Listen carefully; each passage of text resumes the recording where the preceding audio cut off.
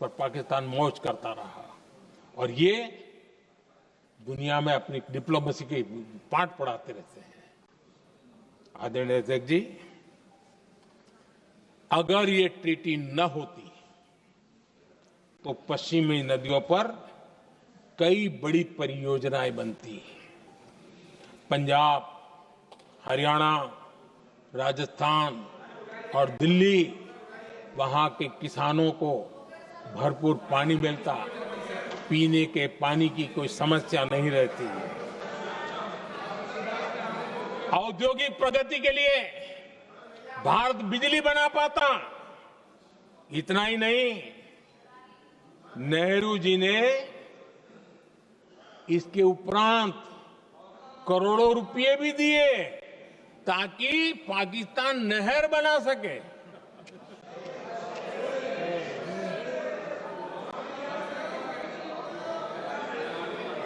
आदरणीय अध्यक्ष जी, इससे भी बड़ी बात, देश चौंक जाएगा।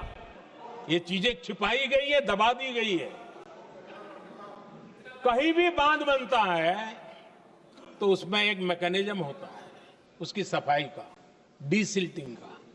उसमें जो मिट्टी भर जाती है, बाकी घास वगैरह आकर के भर जाता है तो उसकी कैपेसिटी कम होती है, तो उसकी सफाई के लिए यानी इनबिल्ट व्यवस्था होती है। नेहरू जी ने पाकिस्तान के कहने पर यह शर्त स्वीकार की है कि इन बांध में जो मिट्टी आएगी, कूड़ा कचरा आएगा और बांध भर जाएगा, इसकी सफाई नहीं कर सकते, डीसिल्टिंग नहीं कर सकते हैं।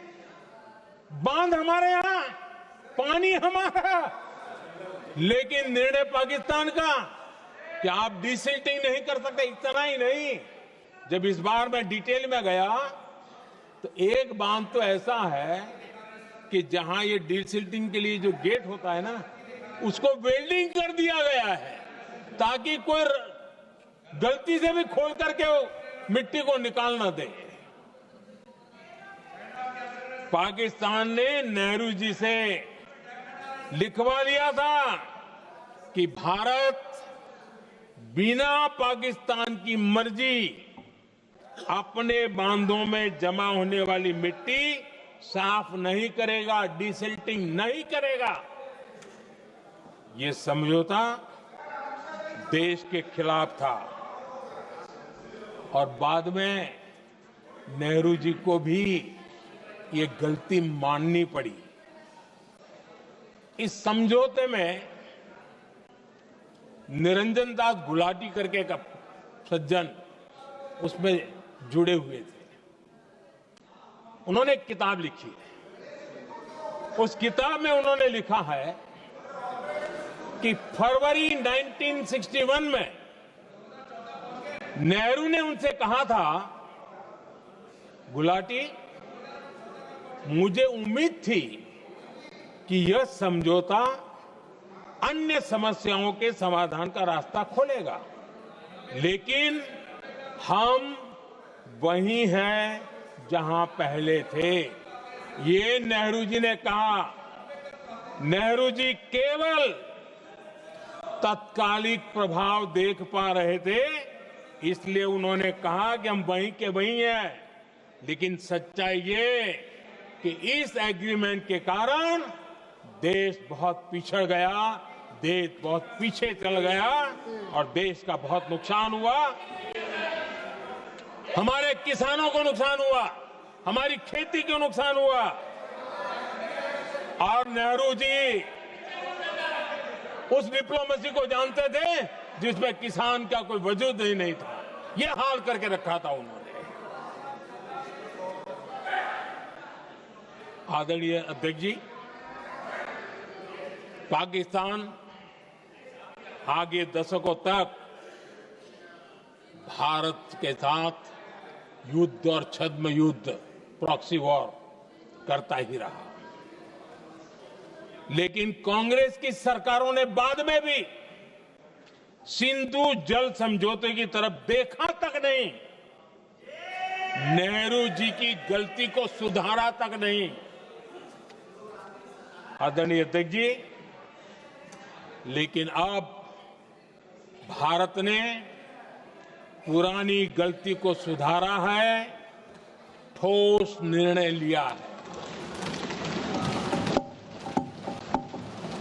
भारत ने नेहरू जी द्वारा किए गई बहुत बड़ी ब्लंडर सिंधु जल समझौते को देश हित में, किसानों के हित में एबेंस में रख दिया है। देश का अहित करने वाला ये समझौता अब इस रूप में आगे नहीं चल सकता। भारत ने तय कर दिया है, खून और पानी साथ साथ नहीं बह सकते।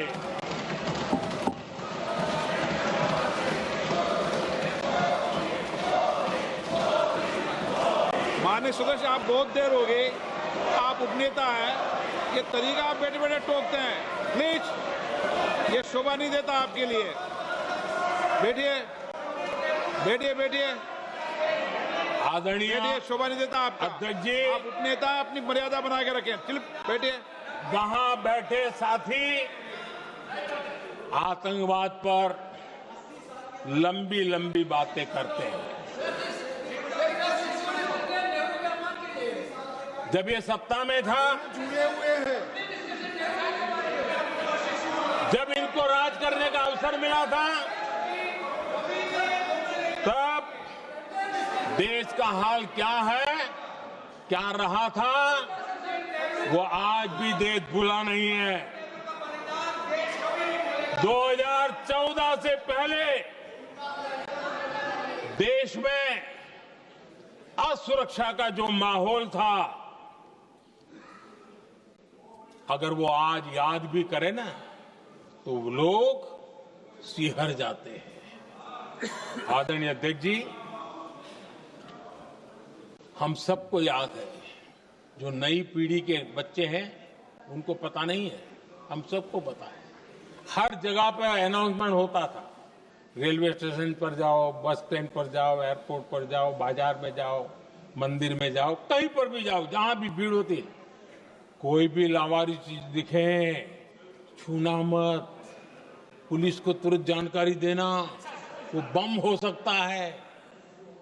हम 2014 तक यही सुनते आए थे, ये हालात करके रखा था। देश के कोने कोने में यही हाल था। माहौल ये था कि जैसे कदम कदम पर बम बिछे हैं और खुद को ही नागरिकों ने बचाना है।